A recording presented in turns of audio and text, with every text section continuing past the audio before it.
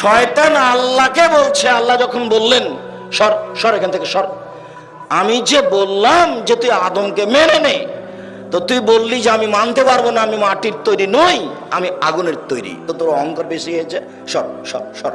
তখন শয়তান বলছে ওয়া ইজ্জতাকা ওয়া জালালাকা ওয়া ইরতিফায়ে মাকানিকা, আল্লাহ তোমার মর্যাদার কসম, তোমার সম্মানের কসম, তোমার ইজ্জতের কসম, লা উবিয়ানাল ইনসানা, মানুষকে আমি ভ্রান্ত করবই করব।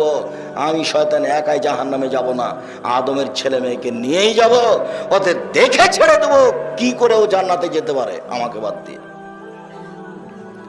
এই কথা যখন শয়তান বলল, তখন আল্লাহ বলছে, শয়তান তুমি মনে রেখো, আমার সম্মানের কসম, আমার ইজ্জতের কসম, আমার মর্যাদার কসম, আদম সন্তান আমাকে যতবার বলবে ভুল হয়েছে আমি ততবার ক্ষমা করে দেব।